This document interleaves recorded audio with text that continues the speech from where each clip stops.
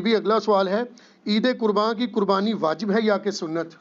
عید قربان کی قربانی جو ہے آلموسٹ امت میں اتفاق ہے کہ یہ سنت مؤکدہ ہے، واجب نہیں ہے۔ صرف حنفی تھوڑے سے اس معاملے میں سختی کا شکار ہوئے ہیں، اور وہ سختی ان کی حدیث کے ظاہری الفاظ پہ دیکھا جائے تو کسی حد تک جسٹیفائی بھی ہے۔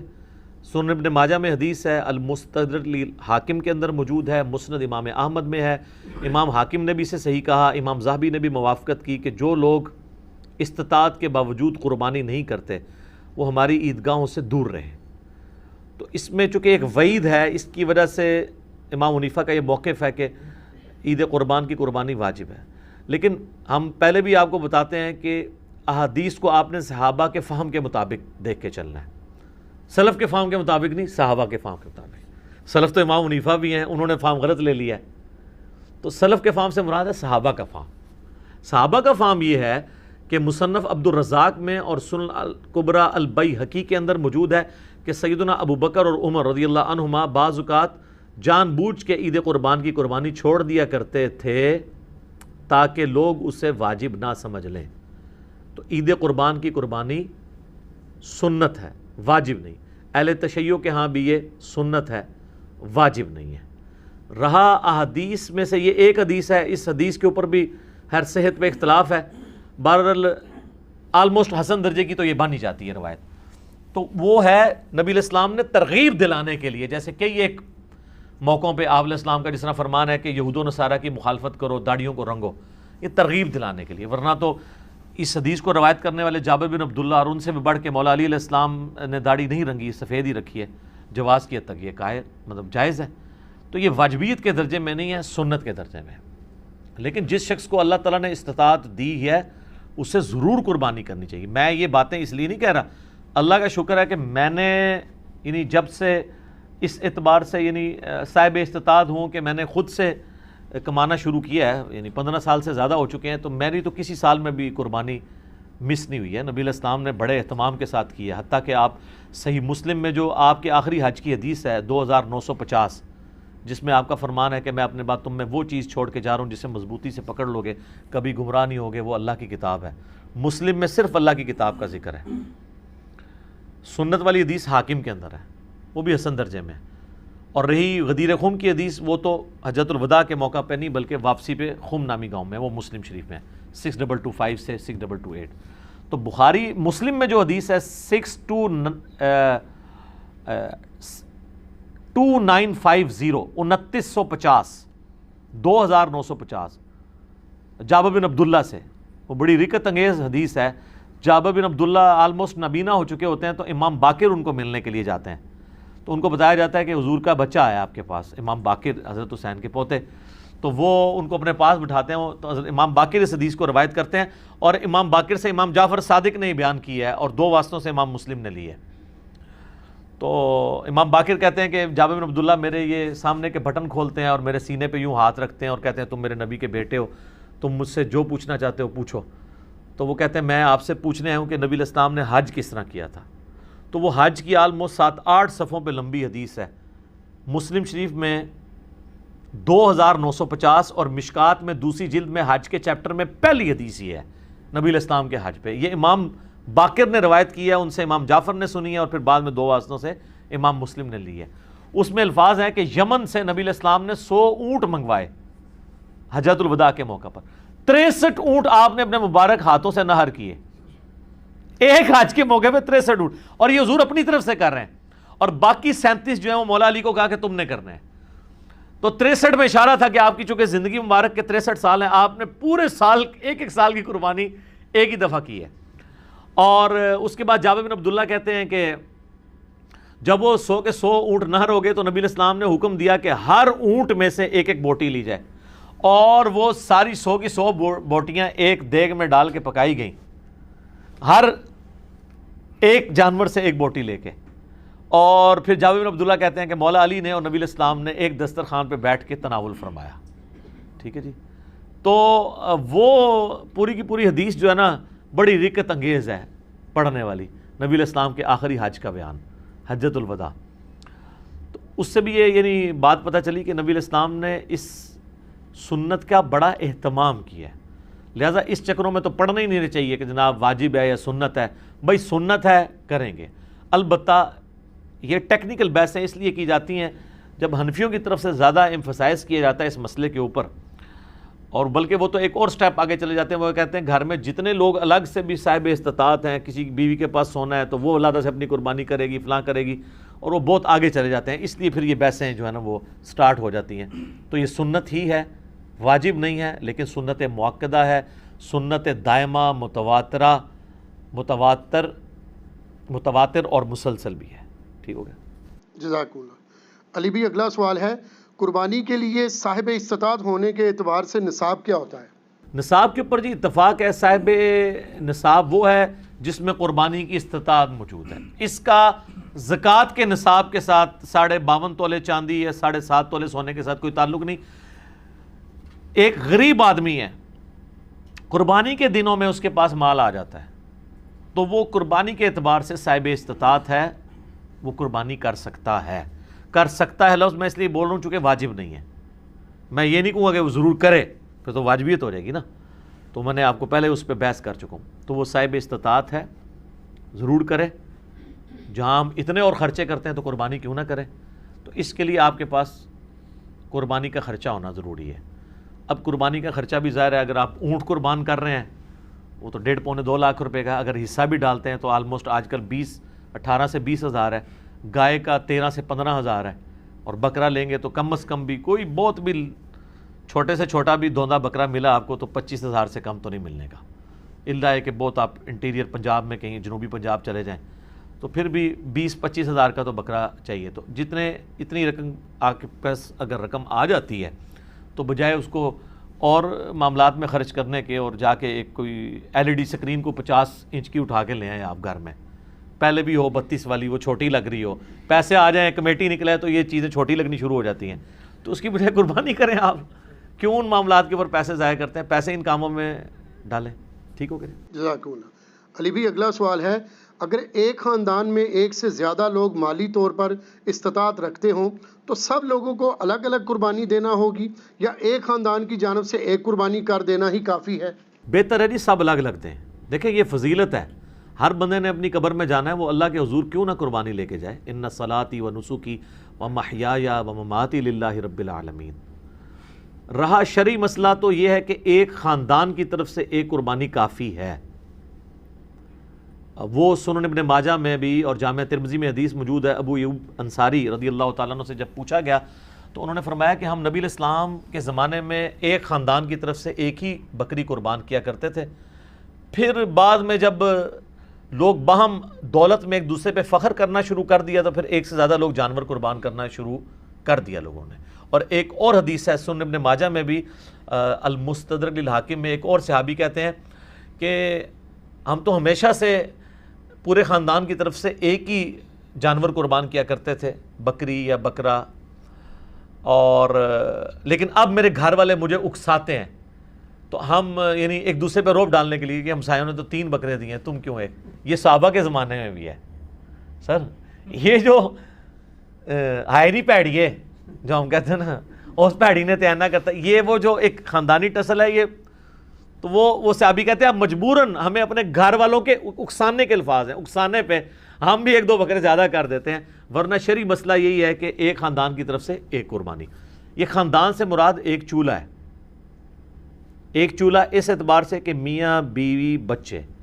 اب آپ کو گھر ایسا لے آئیں کہ جہاں پہ 5 فیملیز رہ رہی ہیں اور چولہا ایک ہو تو وہ آپ کہیں گے ایک قربانی نہیں، وہ 5 خاندان ہے. چولہا عموماً بولا جاتا ہے اس اعتبار سے کہ ایک کوئی مرد ہے، اس کی بیوی اس کے ساتھ ہے، اس نے ماں باپ بھی اپنے ساتھ رکھے ہوئے ہیں، ایک ہی چولہے سے کھا رہے ہیں، تو وہ اس اعتبار سے ایک خاندان ہے. تو لیکن اگر 5 خاندان ایک جگہ پہ رہ رہے ہیں اور وہ دیگ پکاتے ہیں اور وہ کہیں چولہا ہمارا ایک ہے، تو دیگ پک رہی ہے تو سر ایک گائے بھی لے سکتے ہیں وہ 5 مل کے 5 حصے اس میں رکھ لیں. 5 تو خیر کم سے کم ہے، زیادہ سے زیادہ 7 ہیں. اچھا یہ بھی بعض لوگوں میں مشہور ہے کہ جی 7 ضروری پورے کر رہے ہیں، نہیں، 7 زیادہ سے زیادہ. ایک بندہ بھی ایک گائے دے سکتا ہے، 2 بندے بھی مل کے ایک گائے دے سکتے ہیں. بکرا نہیں 2 بندے مل کے دے سکتے گائے. تو اگر 5 گھر میں خاندان ہے ویسے خرچے ان کے علیحدہ علیحدہ ہیں، صرف ایک چولہا اکٹھا ہونے سے یہ نہیں ہوگا کہ ایک خاندان بنے گا. اب یہ تو نہیں ہے کہ بھی ایک بھائی کی سالی کی شادی آئی ہے تو دوسرا بھائی اس کے بچوں کو وہ بوٹ لے کے دے رہا ہے اور ساتھ جوڑا لے کے دے رہا ہے، وہ اپنے باقی خرچے بھی تو کر رہے ہیں نا. تو اس اعتبار سے اگر میاں بیوی بچے یہ ایک خاندان ہے، ٹھیک ہے، چاہے وہ 5 بھائی اکٹھے رہ رہے ہیں، چولہا اکٹھا جل رہا ہے، پھر بھی وہ 5 خاندان تصور ہوں گے. ہر ایک خاندان کو اپنی قربانی الگ سے دینی چاہیے اور اس سنت کے اوپر عمل کرنا چاہیے. ایک خاندان کی طرف سے ایک قربانی کر لینا کافی ہے. ٹھیک ہے. جزاک اللہ. علی بھائی اگلا سوال ہے، اگر کوئی شخص آلریڈی مقروض ہے تو کیا وہ قربانی دینے کے لیے قرضہ اٹھا سکتا ہے یا قربانی نہ دے؟ قربانی کیوں نہ دے جی، کروڑ پتی لوگ بھی مقروض ہیں. یہ بڑے بڑے فیکٹریوں کے مالکوں سے آپ پوچھیں، انہوں نے کروڑوں میں قرضے اٹھائے ہوئے ہیں. وہ ایکویٹی تو ان کی 40% ہے، 60% تو ڈیٹ انہوں نے بینکوں سے اٹھایا ہوا ہے. وہ تو سب سے پہلے تو ان کی قربانی ساقط ہو جائے گی جو امریکن بیل چپ فٹ شدہ جو ہے منگوا کے یہاں پہ قربان کر رہے ہیں. اگر آپ ان کو دیکھیں مقروض وہ بھی ہیں. یہ قرضہ جو ہے یہ عارضی قرضہ ہے. یہ اس قرضے کو وہ قرضہ نہیں کہا جاتا کہ جس کی بنیاد پہ قرضہ یہ ہے کہ ایک بندہ قرضے کے تلے اس طرح دب گیا کہ اس کی 2 وقت کی روٹی محال ہو گئی ہے اور وہ روکی سوکی کھا کے گزارا کر رہا ہے، اس کو مقروض کہا جاتا ہے. کروڑ پتی لوگوں کو مقروض نہیں کہا جاتا. وہ تمہارے پرائم منسٹر صاحب بھی کہتے ہیں اتنی تنخواہ لے کے بھی کہ میرا مشکل سے چولہا جلتا ہے. تو قربانی تو پرائم منسٹر میں بھی کوئی نہیں بن رہی ہوگی. اس طریقے سے اگر دیکھا جائے بڑے بڑے فیکٹری آنرز جو ہیں تو وہ اس طرح نہیں ہے. قرضہ اٹھا کے آپ کریں. یہ کمیٹی آپ نے قرضہ ہی تو ڈالی ہوتی ہے، کمیٹی ڈال لیں. سالی کی شادی کے لیے ڈالتے ہیں، بھائی کی شادی کے لیے ڈالتے ہیں کمیٹیاں، اور وہ جوتیاں اور کپڑے ہوں تب بھی نئے لے کے دیتے ہیں بچوں کو. اس کا خرچہ نکالیں تو ایک بیل میں حصہ ڈالنے سے تو کم ہی بنتا ہے. یہ بیل میں حصہ ڈالنا تو اس سے کم ہی بنتا ہے. آج کل ایک ایوریج شادی کے اوپر 15-20 ہزار روپے لگ جاتا ہے. تو سر 12-13 ہزار روپے کا آپ بیل میں حصہ نہیں ڈال سکتے؟ ضروری ہے کہ آپ نے بکرا ہی لینا ہے، بیل میں حصہ ڈال لیں. تو یہ جو آپ نے کمیٹی بھی ڈالی ہوتی ہے، اگر ایک سپوز لاکھ روپے کی آپ کی کمیٹی نکلی ہے، تیسری یا چوتھی، اور 10,000 روپیہ مہینہ ہے، تو چوتھی آپ نے کمیٹی جب لے لی ہے تو آپ نے ابھی تک تو 40,000 اس کو جمع کروائے ہیں نا کمیٹی والے کو. 60,000 تو آپ نے بعد میں کرانے ہیں، لیکن لاکھ روپے آپ نے پہلے ہی اٹھا لیا ہے. تو 60,000 کے تو آپ بھی مقروض ہیں. تو پھر تو دنیا میں کوئی بندہ ہی نہیں بچے گا. لوگ اتنے بولے بن کے نہ وہ کہتے ہیں. کئی لوگ پوچھ رہے تھے جی قرضہ بھی ہے، زکوٰۃ بھی دینی ہے، قرضہ بھی جو مائنس کریں گے، اور مائنس بھی کتنے الٹے طریقے سے کرتے ہیں. اس طریقے سے تو الٹا اس کو زکوٰۃ دینی پڑ جائے گی. وہ پتہ کس طرح کر رہے ہوتے ہیں؟ مثلا ایک بندے کا کاروبار ہے 1 کروڑ روپے کا،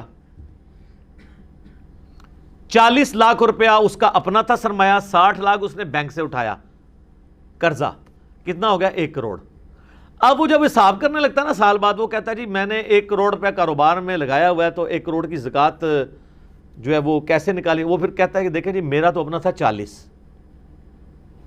60 میں نے بینک سے اٹھایا، تو 60 میں سے 40 نکل گئے، تو 20 لاکھ کا تو میں ابھی بھی مقروض ہوں.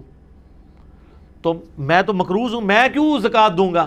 حالانکہ وہ بیوقوف بھول جاتا ہے کہ کاروبار میں اس نے 1 کروڑ لگایا ہوا ہے.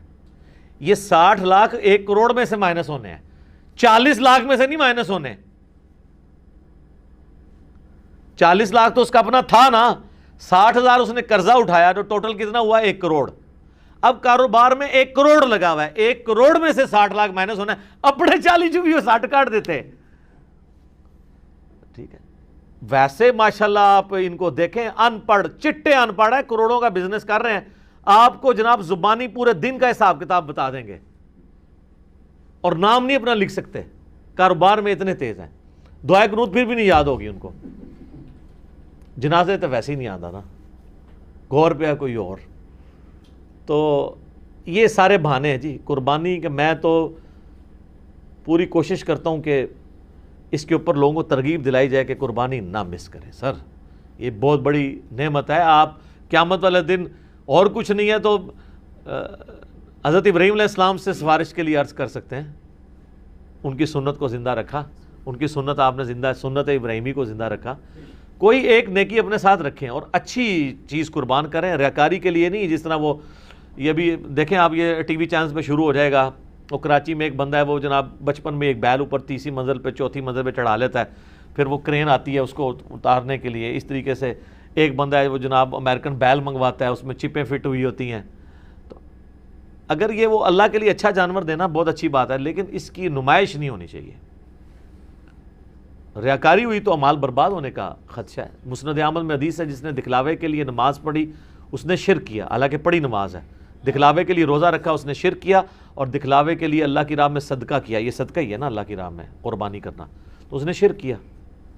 اور جو مسلم شریف میں حدیث ہے کہ قیامت والے دن ایک سخی کو، ایک شہید کو، ایک قاری کو بلایا جائے گا، اللہ تعالیٰ تینوں کو اپنی نعمتیں گنوائے گا، تو پوچھے گا تو نے میرے لیے کیا کیا؟ شہید کہے گا یا اللہ جان دے دی اور کیا کرتا، اس سے بڑی کیا بات تھی؟ اللہ کہے گا اس لیے دی کہ لوگ تجھے بہادر کہیں، لہٰذا دنیا میں تیری بڑی تعریف ہوئی ہے، اوندا منہ کر کے دوزخ میں۔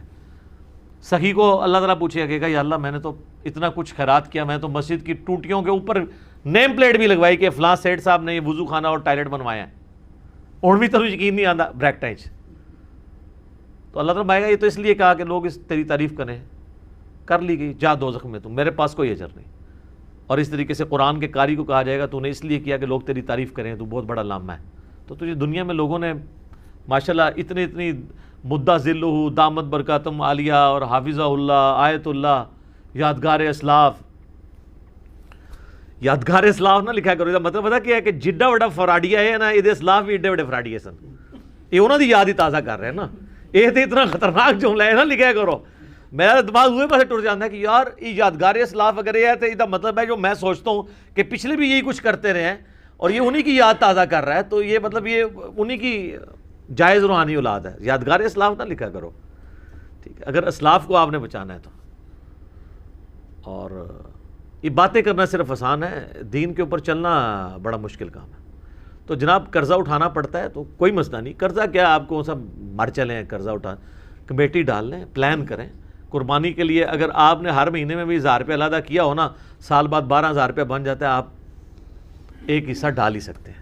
تو اس کو جس طرح باقی خرچے رکھے ہوئے ہیں نا، بچوں کی فیس، بچوں کی فیسیں آج کل 2000 سے تو سٹارٹ ہو رہی ہے ایک عام نارمل سکول کے اندر، تو 24,000 روپے تو آپ بچوں کی فیس بھی سال کی دے رہے ہیں، ٹھیک ہے۔ کرونا کی وجہ سے پھر بھی حیا نہیں آئی ہے اسکول والوں کو کہ پیسے ہی کچھ کم کر دیں، فیسیں آپ سے پوری لے رہے ہیں، تو سال میں 1000 روپے علیحدہ کر کے آپ اللہ کی راہ میں قربانی نہیں کر سکتے؟ کرنی چاہیے۔ ایون قرضہ بھی اٹھانا پڑتا ہے، ضرور اٹھائیں، کریں، کیونکہ یہ قرضہ ایسا نہیں ہے کہ جو آپ کی گردن کو دبوچ لے گا، آپ آسانی سے اتار لیں گے۔ 12-13,000 روپیہ کیا چیز ہے؟ اب اس چکر میں نہ پڑ جائے کہ میں نے جا کے 50,000 روپے دی کوئی بیتل بکری جا کے لینی ہے، تو وہ تو ظاہر ہے اتنا بڑا ہاتھ بھی نہ ڈالیں آپ، ٹھیک ہے، نارمل قربانی کر لیں جو آپ گھر میں۔ اچھا بعض لوگ ہیں گھر میں موٹا گوشت کھانے کو عیب اور گالی سمجھتے ہیں، اور جب قربانی کا موقع آتا ہے تو وہ بڑے گوشت میں حصہ ڈال دیتے ہیں پیسے بچانے کے لیے۔ تو چاہیے یہ ہے کہ پھر جو اگر آپ چھوٹے گوشت کو پریفرلی گھر میں کھاتے ہیں، صرف چھوٹا گوشت جو کھا رہے ہیں، میں ان کی بات کر رہا ہوں، جو مکس کر کے کھا رہے ہیں ان کی نہیں بات کر رہا، تو آپ کو پھر قربانی بھی چھوٹے گوشت کی ہی دینی چاہیے۔ لن تنالوا البر حتی تنفقوا مما تحبون، تم کبھی بھی نیکی کے اعلیٰ درجے کو نہیں پا سکتے جب تک کہ پسندیدہ چیزیں اللہ کی راہ میں خراب نہ کرو۔ ویسے موٹے گوشت سے آپ گن کھائیں اور کہیں جی ساڑھے گھر سے پکدہ ہی چھوٹا ہے، جو قربانی دی واری آئے تھے وہ جناب موٹا گوشت کا حصہ 13,000 روپے کا بن رہا ہے اور بکرا جو ہے وہ آ رہا ہے 30,000 روپے کا، ادھر جناب تمہیں یاد آ جائے کہ وہ جی ابراہیم علیہ السلام جڑے نا وہ بھی بنایا بچڑا لائے سن فرشتیاں واسطے، تے موٹا گوشت تے سنت ابراہیمی ہے، ٹھیک ہے۔ سر بڑا گوشت سنت ابراہیمی ہے اور چھوٹا گوشت سنت محمدیہ ہے صلی اللہ علیہ وآلہ وسلم۔ بخاری مسلم میں حدیث شفاعت جو ہے وہ سٹارٹ ہی اس سے ہوتی ہے کہ نبی علیہ السلام کے سامنے دستی کا بکری کا گوشت رکھا تھا، آپ وہ ساتھ ساتھ کھا رہے تھے اور آپ نے شفاعت والی حدیث بیان کی کہ قیامت والے دن سب کے سب لوگ پہلے حضرت آدم کے پاس جائیں گے۔ وہ حدیث کا آغاز ہی بخاری مسلم کا اس سے ہوتا ہے، اور اس سے یہ بھی ثابت ہوا کہ کھانا کھاتے ہوئے گفتگو کرنا سنت ہے، لیکن یہ اس میں احتیاط بھی ہے۔ بعض لوگ بہت بڑے بڑے نوالے لیتے ہیں، ساتھ گفتگو کرتے ہیں، بعض کا سانس کی نالی میں چلا جائے نا تو لگ پتہ جانا جائے۔ یہ جو منع کرتے ہیں نا لوگ کھانا کھاتے ہوئے بولنا نہیں چاہیے، یہ کوئی شرعی مسئلہ نہیں ہے، بلکہ اس لیے کہا جاتا ہے کہ وہ کھانا کھاتے ہوئے بعض اوقات وہ سانس کی نالی میں چلا جاتا ہے۔ اور آپ کو پتہ ہے یہ جینون بیماری بھی ہے بعض لوگوں کو، میں کئی ایسے لوگوں کو جانتا ہوں جن کو معدے کا ایشو ہے نا، ان کو ڈاکٹرز نے باقاعدہ کہا ہوا ہے کہ آپ نے کھانا کھاتے وقت نا صرف کھانا کھانا ہے، نہ باتیں کرنی ہے، نہ ٹی وی دیکھنا ہے، اور آپ نے اپنے ذہن میں حاضر کرنا ہے کہ آپ کھانا کھا رہے ہیں، کیونکہ دماغ کے سگنل پھر وہ ایسے چلیں گے کہ آپ کا خوراک کی نالی میں نہیں جائے گا۔ یہ جینون پرابلم ہے، ٹھیک ہے۔ یہ اذانیں شروع ہو چکی ہیں، بقیہ کے سوالات انشاءاللہ اذانوں کے وقفے کے بعد انشاءاللہ۔ بسم اللہ والحمد للہ والصلاة والسلام علی رسول اللہ وعلی آلہ واصحابہ اجمعین الی یوم الدین، الحمدللہ آج 19 جولائی 2020 کی علمی و تحقیقی مجلس نمبر 124 کی جو اسٹوڈیو ریکارڈنگ ہے اس کے بقیہ سوالات کی طرف آتے ہیں اذان کے وقفے کے بعد والے سوالات کی طرف.